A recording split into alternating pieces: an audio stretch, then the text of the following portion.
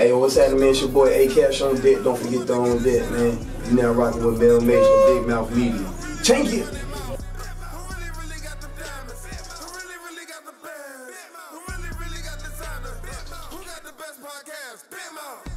What's going on, man? It's your boy Mel Major, man. We right here on Big Mouth Media, man. Yeah. And right now, man, I got my mans in the building, man. AcashOnDeck. What's going on, homie? Man, you already know, man.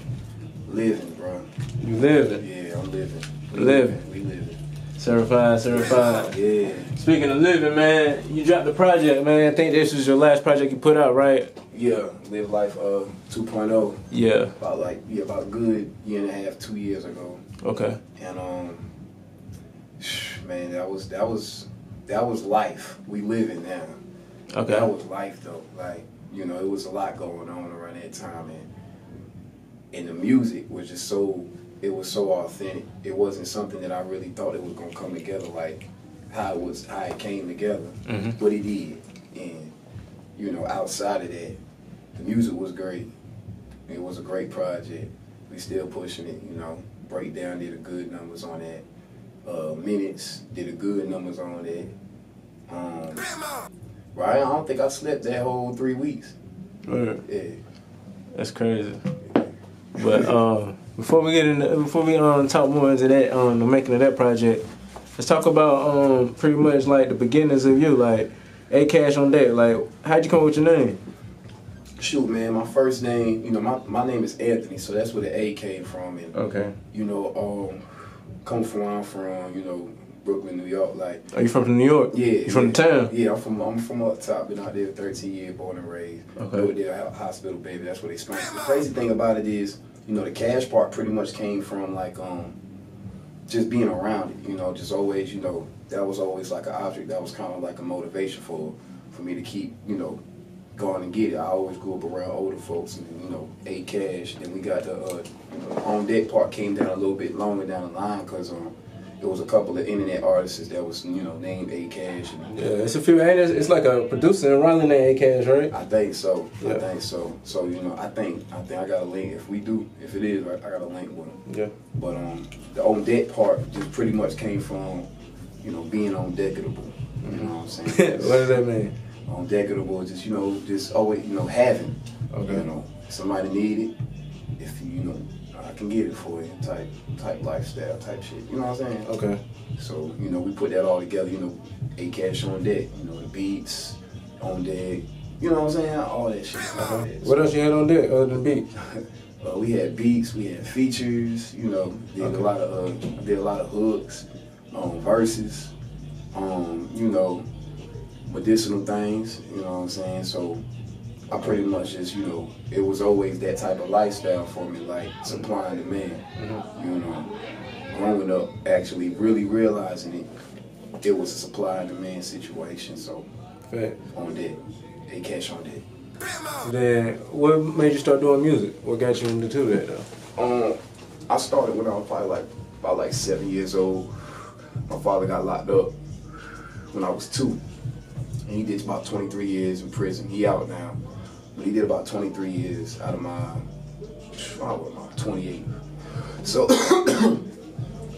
it was kind of like an anger thing. It was like my outlet, you know what I'm saying? I was getting into a lot of trouble, a lot of anger, you know what I'm saying? And just getting through a lot of situations. And I found that music was the thing that kind of just put all that together. It made sense for all the madness. And I realized that at a young age, like, my mama had bought me a karaoke machine when I was probably like 8 years old, 1998. Oh, where he was on the karaoke machine getting it? Yeah. All right. Man, I had 2 decks. I had like a 2-deck tape and a CD joint on the top with the microphone. Mm-hmm. So I decided to take the microphone, put it in the closet and shit, you know what I'm saying? Yeah. I'm 8 years old though. Yeah, like, making a little home studio. You know That's crazy. I go downstairs near the store and shit. There used to be a man who sit there. He said like CDs and shit like that. Mm-hmm. So I picked up an instrumental CD because he was selling instrumental CDs. Mm-hmm. But that's how it went. I took that CD. That was the CD I put in right there. I take 2 tapes, put one right there, put one right there. Using a recording. I was recording, bro. Yeah, that's wild. Linden Plaza. Yeah, that's crazy. That's how that shit really started, you know what I'm saying? For real. I see on your shirt you got WCMG. Oh yeah, man. Certified. What's that? White Cup Music Group. You know, that's Okay. the empire, that's the family, that's the entity, that's just a lifestyle. You know what I'm saying? 2 Cup. Okay. You know, it's just, it came from pretty much when I lost my brother Joe De Niro. Like I had the whole South Squad shit. Yeah. But it was kind of different because when I lost, bro, it just, the music wasn't the same. Yeah. So I kind of was just like, you know, we drank. Me and my brothers would drink, but we caught ourselves drinking out of a White Cup. Who was Joe De Niro? Who was Joe De Niro? Joe De Niro is my brother, man. He was an underground battle rapper. He was on his way up. You know, he been on 106 in Park. He was just he was a misunderstood but understood type of person. That's what kind of made me like get You feel like you relate to him? Yeah, Okay. you know, on a lot of things. But you know, R.I.P. to Joe De Niro, man. You feel me? Sure. R.I.P. Joe D. That's my brother right there, though. But that's how that White Cup joint came. So you said that you lost your brother, and then you started doing something different. Okay. You know, like, I couldn't do South Squad like I wanted to do South Squad. South Squad was getting into his own level of things at the time. Okay. But when we lost, bro, I ain't have it. Like, I ain't gonna say I ain't have it, but yeah. I wasn't feeling it like that. So I was like, man, we was drinking out of a White Cup. Yeah. Me and my dogs. Yeah. I had 2 cups. Yeah. I be in the studio. We was already, you know, doing shows and shit like that. So when I lost, bro, I kind of was like already like, fuck I'm supposed to do. Yeah. So we in the studio drinking. Next thing I know, White Cup Music Group. Yeah. You know, Okay. shit. Sure. So you like one of the founders of, you're the founder of White Cup Music Group. Man, you know, I say I am, but you know, I am, but the concept of how it became is really the founder. Like, I'm just the nigga who just, I went through it, you know what I'm saying? Everybody lose a homeboy. Yeah. Niggas do different after, you know, everybody got different things they do after life. Okay. Certified. From there, you said you started White Cup Music Group. You had a few artists up there. Who was your homies that was you drinking with at the time? You was sipping with? Drinking with my boy Doc, D.O.K. Okay. You know, Smith Jagger. And then, you know what I'm saying, we went from the alcohol to the actual situation of a 2 cup. You know? What's that? You know, codeine, promethazine, you know, stuff like that. Okay. That's how y'all was pulling up. Y'all was pulling up the drink. Yeah, but it started with, like, you know, drinking like alcohol. Okay. But then, you know, as it elevated, like through the process of me losing my brother, I've been literally like doing music, trying to figure out. I think sometimes, bro, I'm stuck still there. Yeah. You know, thinking about that shit, like you're just trying to get back to that place that you was at that time. Yeah. Okay. I feel like it was a time, bro. You know what I'm saying? It was a time. I ain't gonna lie. We was on tour, all that shit. But how y'all pulling up though? What was you drinking? How you like pulling your shit up? you know, ain't no limit. Like, it wasn't no real measurement for me. I'll fuck around, pull up a 2 ounce, and then, you know, fuck it, let's go ahead and pull a 4 and a whole 2 liters. You know what I'm saying? I think somebody told me you pulled up in the coffee before. Yeah. You pulled lean in the coffee? Yeah. Come on, man. What's the point of pouring lean in the coffee? I mean, bro, you know, I don't, to be honest with you, man, I wanted to feel up, you know, coffee. But it was just there. So we got there. You just pulled it up. Fucking Nina Chino. That's right. Back to like the live life situation. You was talking about the whole time. You said you was up for like 2 weeks. Yeah, man. So you just up in the studio, just what was like your motivation at that time? What kept you up like all them days? And this the whole part right here, like, you know, where I just, you know, tell people like, you know, it was real uppers, you know what I'm saying? Like, I'm glad I kind of pretty much like weaned off all the situations. Before I even get into this, I just want to let y'all know, like, you know, I've been sober. You know, it's not the way. It's not the way for everybody. I don't think so, me personally. But my thing was Molly, you know. I got into really just staying up, you know, being on drugs. And my choice of drug was Molly. I stayed up for 2 weeks, but that's what I mean by like the music was great. It was some good music. Do you feel like the music was influenced from that? It was influenced from it, but I feel like, to be honest with you, it wasn't the right way. You feel me? You know what I'm saying? Like, I'm not gonna sit here and say like drugs is the bad thing for everybody, but it's one thing to do them, you know, with your music and stuff. But it's another thing to like get in tune with that shit. Okay. You feel me? That shit turned into a whole nother situation. Okay, so but the music was good. So what you're saying was you started off doing it like recreationally, and then you started doing it like to pretty much enhance the music, and then from there it became like an addiction type thing. Yeah, pretty much. You know what I'm saying? Never again though. For real. Miss it. I'm gonna be honest. Yeah. You know, I don't. But the crazy thing is, it was good music. Yeah. It was definitely Live Life 2.0 was definitely a dope project. It was definitely a dope project.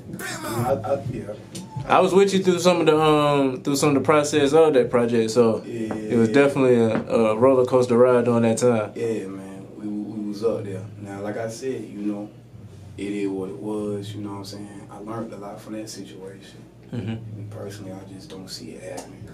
As far as like using the drugs, do you feel like you started using them because you say that ever since Joe De Niro passed away, you feel like you was trying to get back to that place? Or do you feel like you was using drugs to try to get back to that place or to cope with that during that time?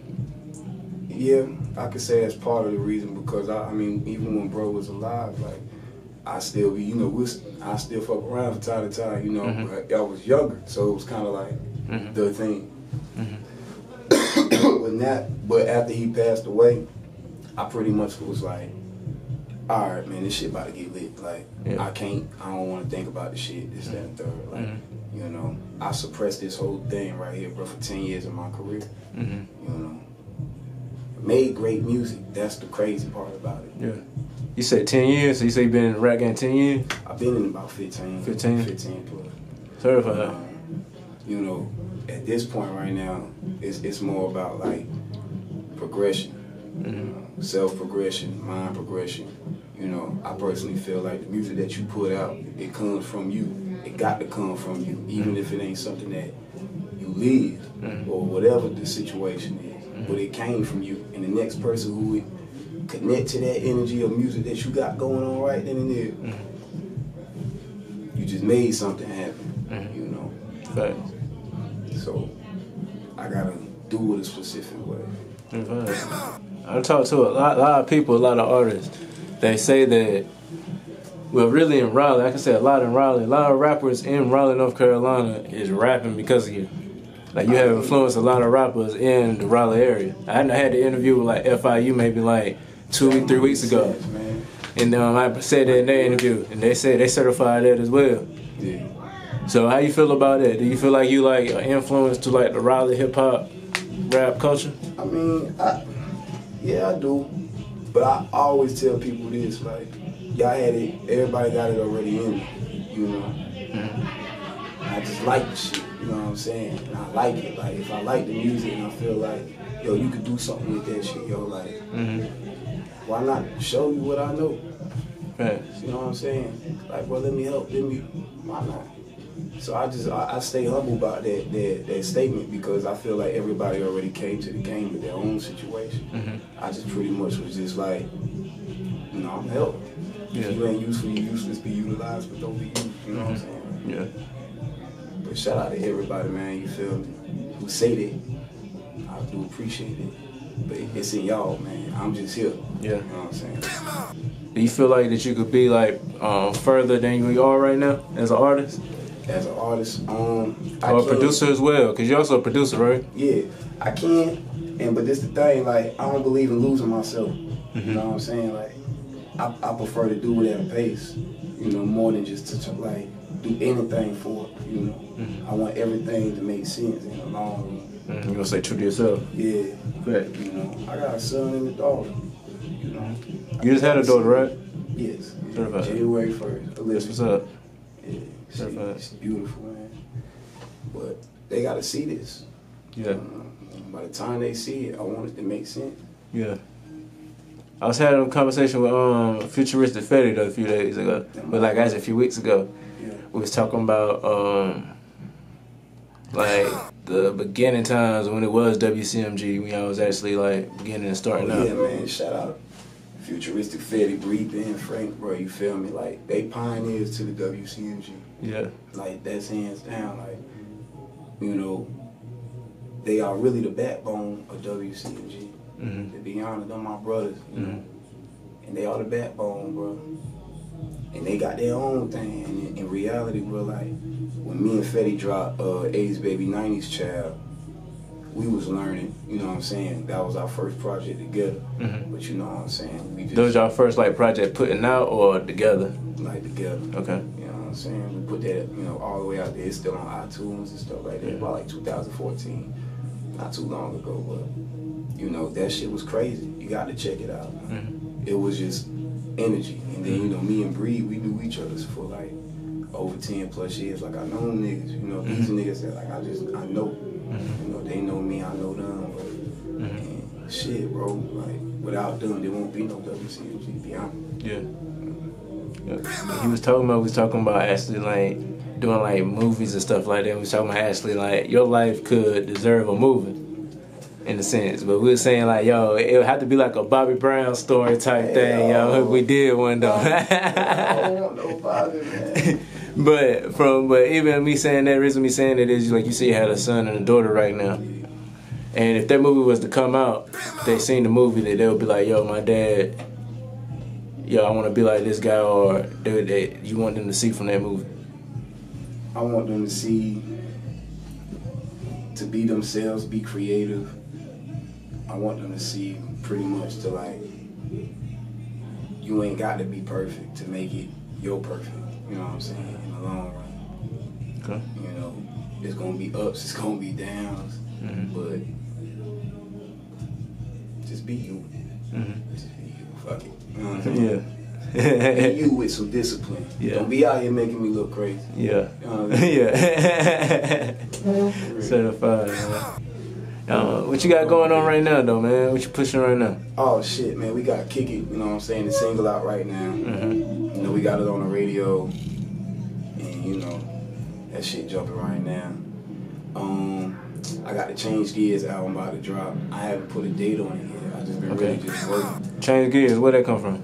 It's pretty much like a lifestyle. Like Change Gears is like, I don't turn up, you know what I'm saying? I change gears, like in life and whatever in life. If I want to be a better parent, I gotta change gears from the first to the fifth, you know? Like you in a car, you gotta go from, in a manual, you gotta go from first to second, third, fourth to fifth. Change gears.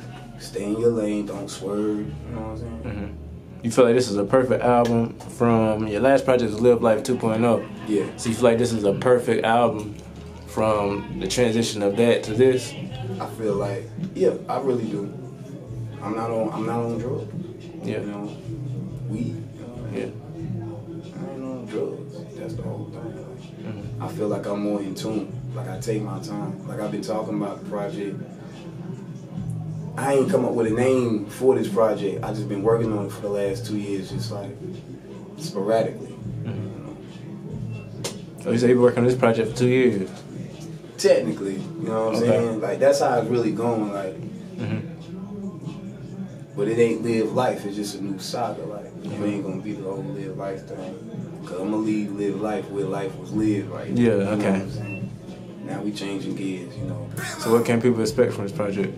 I'm gonna talk about my pain. You know. I'm gonna talk about everything. About, you know, the drugs. About, you know, life. What's going on with me. I feel like it's more clarity to what I'm saying. Like, is the project already done? It's kind of done. Okay. I'm still kind of like making songs and trying to figure. That's what I mean. Like, I ain't really got a date for it yet. Yeah. I know you just had a daughter, so I know you're learning even with that. Some things you probably want to add into the project as well. Yes, yeah. You know, and that's how I like to work, bro. You know, I don't really like. I drop so many projects so fast that I now just want to just sit back and really just go through the process instead of just drop the project just like, yo, that's the project. You know, it's like something different for me. Yeah. You know? Right. So you say you ain't gonna put no date on the project though, right? Not yet, but it's coming 2019, and I swear to God, on everything I love, like it's gonna be, it's coming from here. You know what I'm saying? It really is. Like my right hand word to God. I promise. Fact. All right, man. So you say you got the single "Kick It" right now out on iTunes. What else you got? You got Live Like 2.0. That's out on iTunes as well, right? Yes, sir. Certified. So really, I feel like everybody need to go listen to Live Like 2.0 before you even get the new project. So within the time of him dropping the new shit, y'all be waiting for that Live Like 2.0. You feel me? I'll be listening to that. Live Like 2.0 out. Y'all can request it. Request Kick It on all radio stations. Request Breakdown on all radio stations. You feel me? Alright, so where can they find you at right now? Find me at AcashOnDeck. AcashOnDeck. All together. Certified. It's on Twitter, Instagram, Facebook, YouTube. You know what I'm saying? All that shit. Certified. You be on Twitter and stuff like that? From time to time, man. Okay. From time to time. Hey, yo, shout out to everybody though, man, whoever went through something and you got through that shit. Like, you the motherfucking truth. You know what I'm saying? This whole album that I'm about to drop is everything. And what I mean by everything, I really do mean by everything. Like, you gotta go through it. You gotta get through it. It don't get through you, you get through it. Like, straight like that. That's how that shit goes. But yeah, man, it's all good, man. But you know what time it is, man. It's your boy Mel Major, man. Got my man Acash in here, man. Check it. Certified when the project come out, man. Finally, man, we gotta bring you right back up here, man, and talk about some of the stuff on the project, man. That's my good word. When the project drop, y'all gonna hear about it. You know what I'm saying? It's everything. When I mean by like, I'm giving what I got, bro. Like, it's what I got.